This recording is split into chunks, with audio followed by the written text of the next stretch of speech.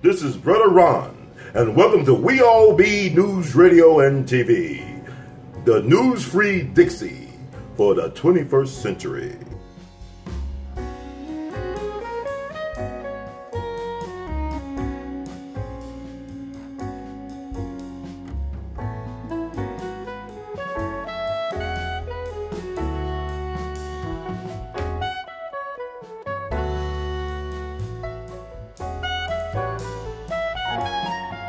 Oh, yeah, I was about to show before we go. I got to ask you, a fan of yours who's been following my show, she wanted me to ask you this question about your thoughts on Nelson Mandela. And she said you claimed that he had a gay lover or something like that. I know Nelson Mandela was hip to the agenda, that he was pushing that over in South Africa before he died. I mean, he promoted it. He's the biggest booster. What I will say is this of Mandela. I have a gentleman, he's about 80 years old, who knew Mandela going back like, 50, 60 years, okay? At least 60 years. Okay. There's a book, in fact, it's a video. Let me see if I can find on my phone while I'm talking to you. I'm going to pull it up. On and so everybody can know that there is a video by a white homosexual man who was Nelson Mandela's protector.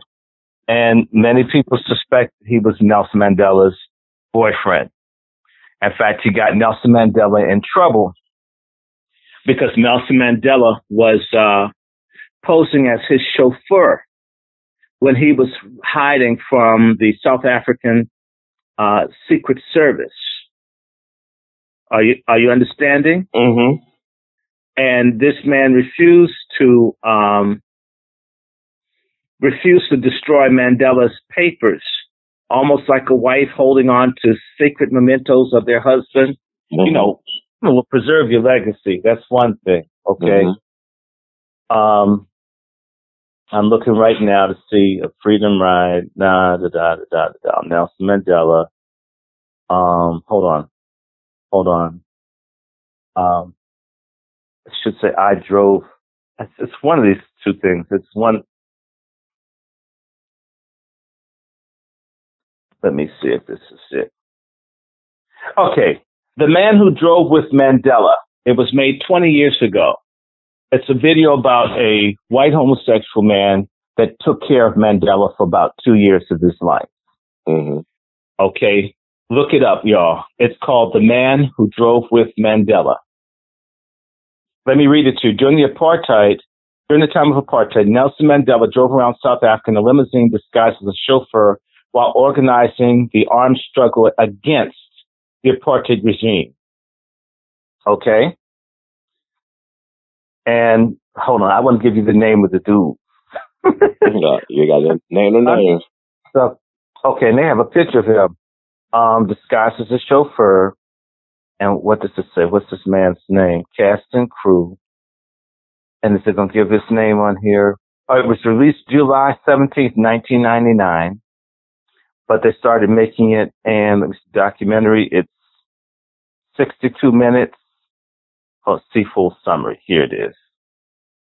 Okay. His name is Cecil Williams, an acclaimed gay white theater director and communist. And what people need to understand is that Nelson Mandela was chairman of the South African Communist Party. And Nelson Mandela betrayed all the black South Africans because he was a communist first. He was not a nationalist first. Nelson Mandela, the reason that there's a thing called the Pan-African Congress led by Robert Sobukwe is because in 1949, Mandela betrayed the black people by saying that the land of South Africa belonged to all the South Africans instead of the land belonging to the original black owners. See how they made South Africa belong to everyone? It's the same way that gay is the new black and the struggle is everybody's struggle, and it's not ours. The same gay leftist communist game is being run on us. The thing I'm complaining about, I don't care about two people. Tear out your rear end if you want. Munch carpet. and get a hairball down your throat. Let's see if I care. The question is do all of us have to be subject to being persecuted and oppressed under this system, with them using this sexual politics to enslave us? That I hate. Quote me. So let's go back to Mandela. He was in Robben Island, not for the whole 27 years. That is a lie.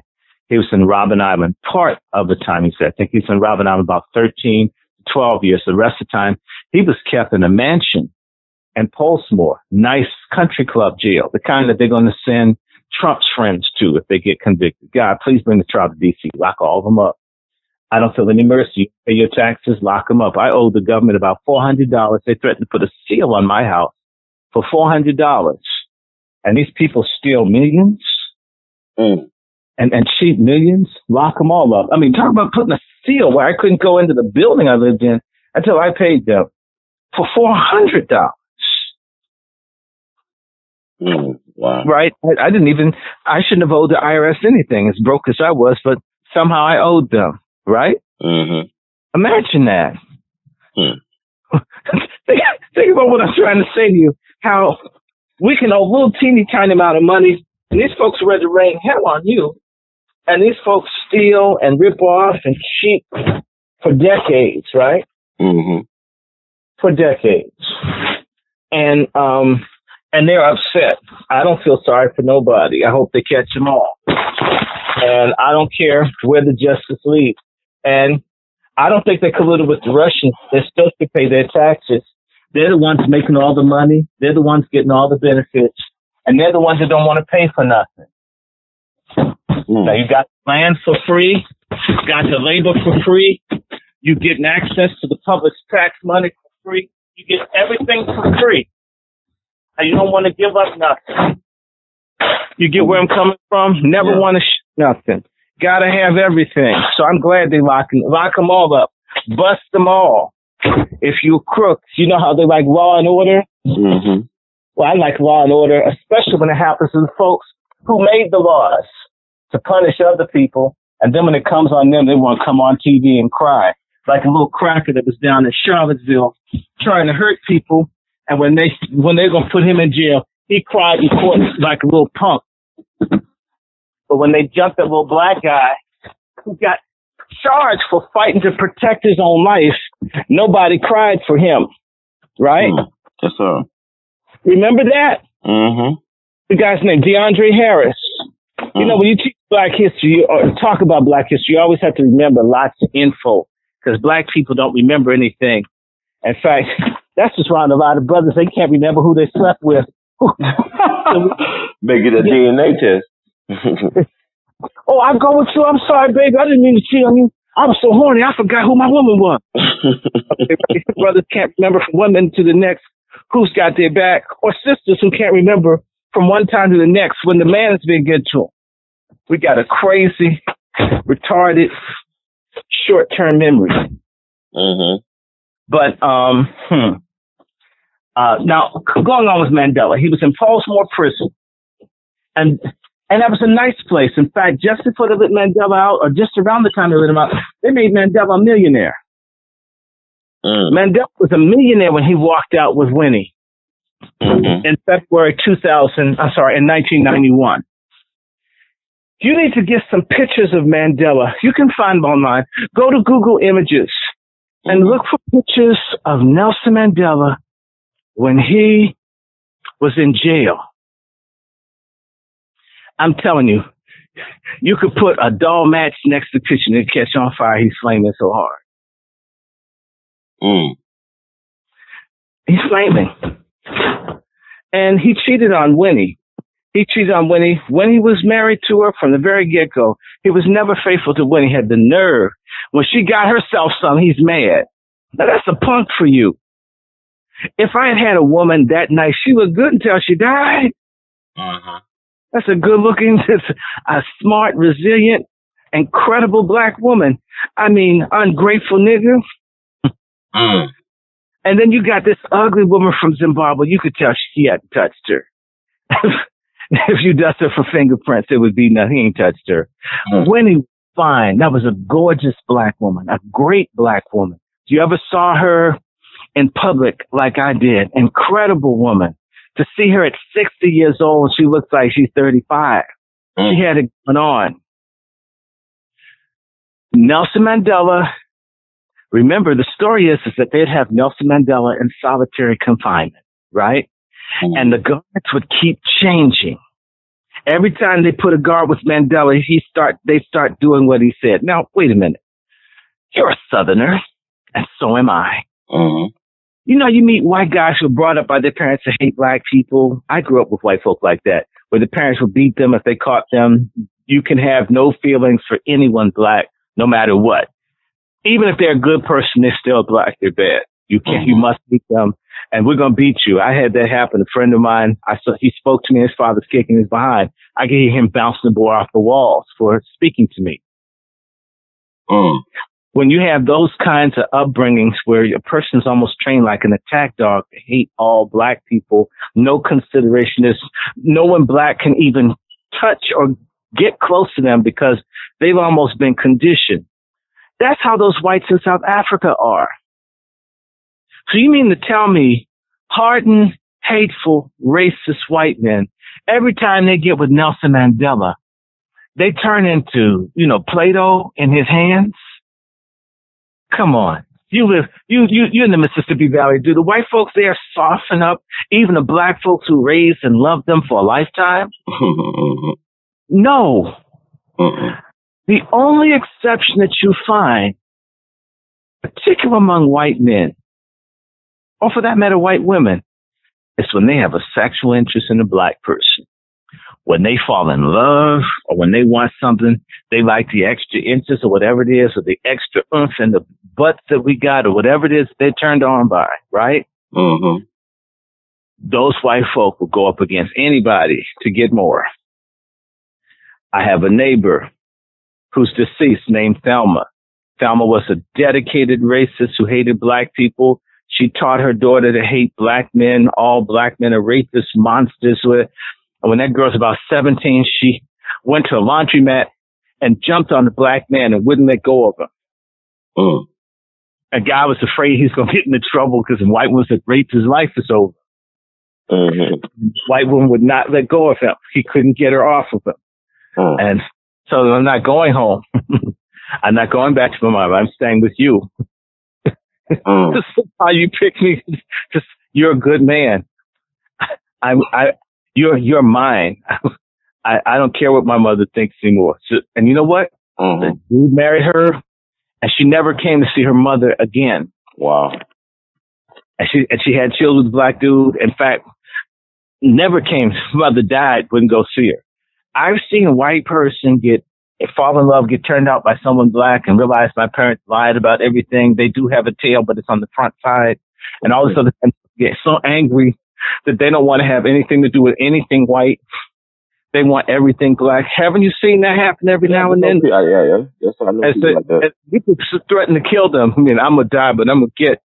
It happens to white people. Remember the movie Jungle Fever? Remember the guy, the white character that was the brother for Sal's Pizzeria? Yeah. And the white guys were beating him, but that fine black woman, you come on, do the right thing. I don't mind, beat me. I don't have a queen. I don't care if a white guy will die with the blood. I don't care. The sister didn't even want him, but when she saw how bad he got beat just to be with her, she couldn't keep him out. Damn, you went through all that just to get here. Back to Mandela. You got all these hardened racist white men, the kind that worked in the diamond mines that would check the black. In fact, the white South African men who wanted to have sex with black men and women got into organizations, institutions, and agencies where they can encounter black people.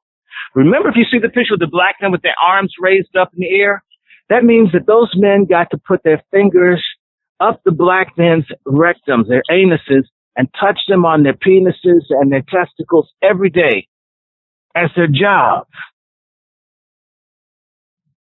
Wow. You'd have to be an extreme fag to want work like that every day.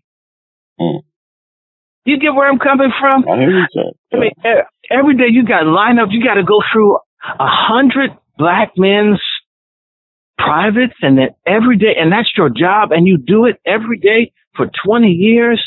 You have to be some kind of a pervert to want to even continue to do it. Maybe you're forced, but for a career. Mm-hmm. And you need to know, in Robben Island, they had the same sort of searches that they did all the time. There's a book by an Indian writer called Naidu, and the white men would always constantly be involved with the genitalia of the black men and other prisoners to search them. Sometimes they do it to humiliate them. I think sometimes because these people really like what they saw, and they keep doing it over and over again. Now, if you're that fascinated with looking at it, wouldn't you be more fascinated if you could do what you wanted with it? And certain people could get twisted. You know, they're punk. They won't leave me be. Okay, hope you choke on it. Wow. And Mandela, every time they sent a white dude in there, before you know it, that white dude was in love. That's published, that he would change them, and they would start disobeying and bringing him stuff.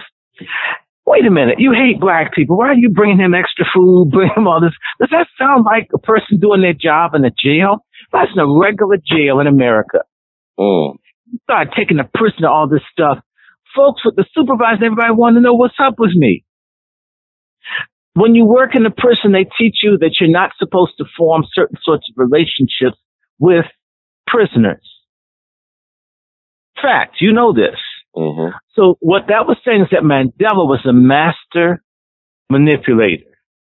And to me, you don't learn that stuff quickly in jail, necessarily. Or if you're a master, it takes time. But he was a master from the minute they started doing it. That means he knew how to do that before he got to jail. Mm-hmm. Knew how to play somebody. Knew how to work and get in somebody's mind. And so think about it. And they'll tell you every time they put a guard with Mandela, they had to move him because he wouldn't obey or do. That doesn't sound like to me the average white dude that never sees your point of view as a black person, no matter what. When you see the liars on television news and they get everything twisted, when you see the pundits that they get everything the opposite of what it is, even when they have another person presenting the fact. When folks hate you that much as a norm, then what would make someone with all that conditioning suddenly break with that to take the point of view of the person they've been trained to hate? That's my answer to the sister. Why is it that they couldn't leave him alone with males? And it's just every male over and over and over again. They hated it. In fact, it was so bad they put him someplace where he couldn't be around the guards. What does that say to you? I mean, you don't have any power. They killed people in Robben Island. They killed a lot of folks. Why didn't they kill him? Do you know anything? And, you know, it's a good thing if brothers love each other. I'm not talking about the carnal stuff where you're interested in someone's private or whatever. But I've seen places and people and cultures where the men like each other. You can't get stuff like you get out of what I call brotherfucker, bitch-ass black men who are always at each other's throats. Who think being a man is killing or hating every other black man and wonder why white men who have solidarity are on top of us. Because we think it's immoral to love, and I'm not talking about love sex, but to actually give a damn about the next black man is an anathema to us. And that's why we're slaves. Brother, I respect what you do. I like what you're doing. I don't have to be on your show. I want all the brothers that are standing up to help. If you call me, I always call you back. That's it. I love what you're doing. When we were in Jackson, you came and tried to help us expose my godson that got killed. I'll never forget or not be thankful.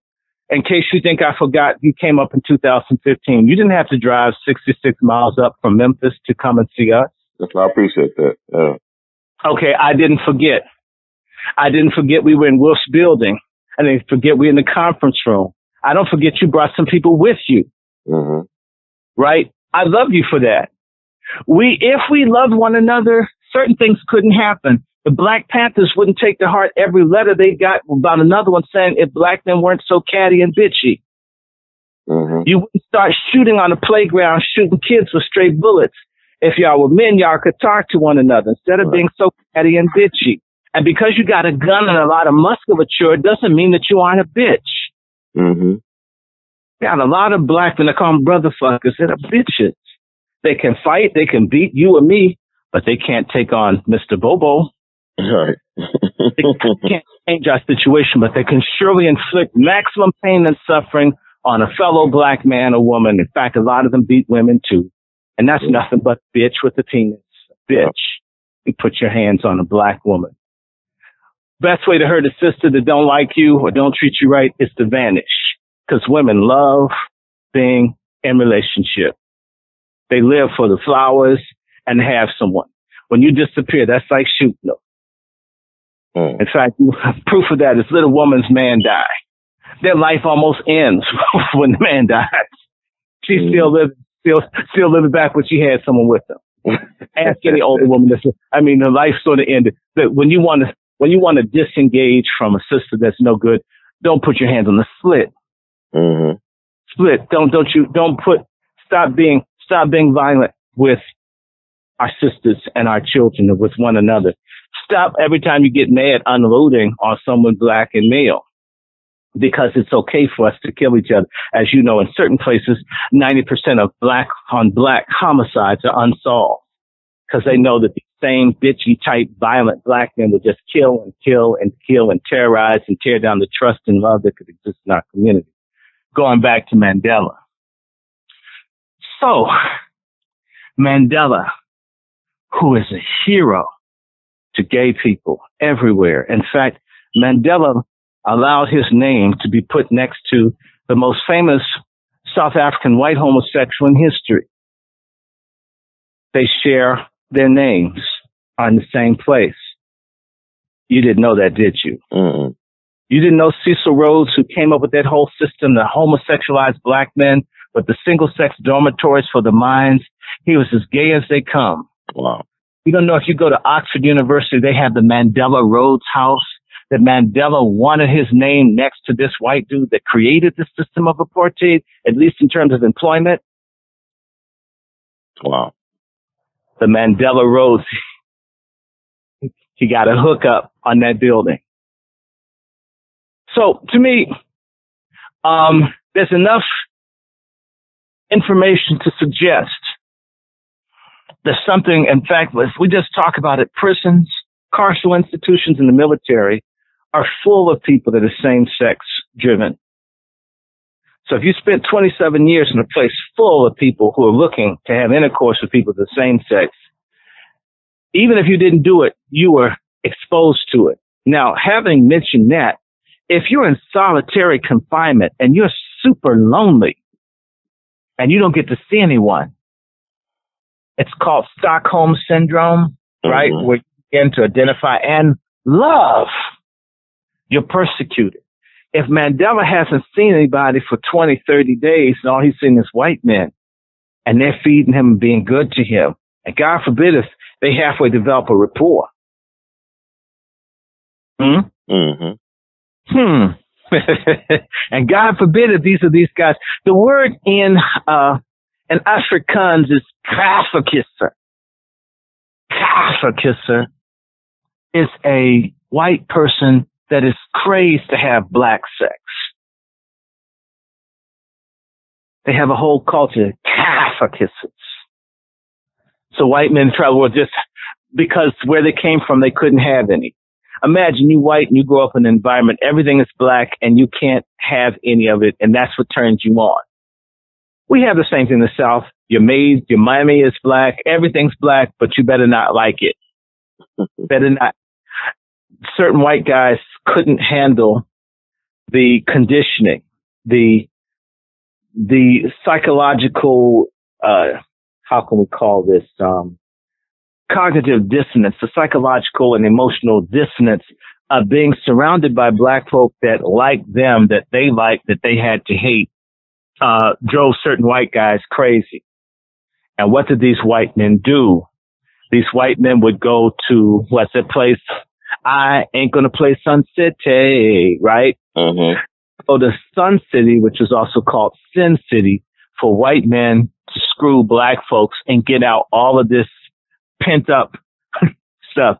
And they would go to Swaziland every chance they got, every weekend, go to Swaziland and be with black folks and do all the stuff that they couldn't do in South Africa. You have to understand, if someone was really into that and they weren't supposed to go, and you could go to jail because there's in the 1950s, they passed a thing called the Immorality Act, where you could not have sex with black people. It's against the law. Which meant that you can't even find, you have to go to another country to get some black sex, a country full of black people. So imagine, in a repressive society that didn't have gay rights under white rule, then you, like white people do in America, you know, the white folks that don't fit in, the misfits, they're bottom feeders, end up in black areas. Yes, they do. Yes, they do. You know, I'm telling the truth. White folks don't fit in. White teachers that can't fit in white schools end up in black schools. Yeah. They can be white in a black area and have status that they wouldn't have in a white area. Mm-hmm. So I'm a white, young punk, 50, gay, and I don't fit in anywhere. And I love me some black boys, and I hate Attn because it's a big wall between me and the big ones that the black guys have, right? Mm-hmm. Curses, right? Then they learn, oh, that's Robben Island. Shoot. I start singing Leaving on the Jet Plane or Midnight Train to Georgia. And they work there. Come on. And it's the same thing here in American prison. It's the same thing all over. That there's a perversion of power and perverted people that work in these institutions. And if Mandela was there for 27 years, surrounded by people who needed favors and even his life, and it was in the hands of some of these people, people make a lot of deals. John McCain did, and so did Mandela. Well, Dr. Short, I'm sorry. I'm done.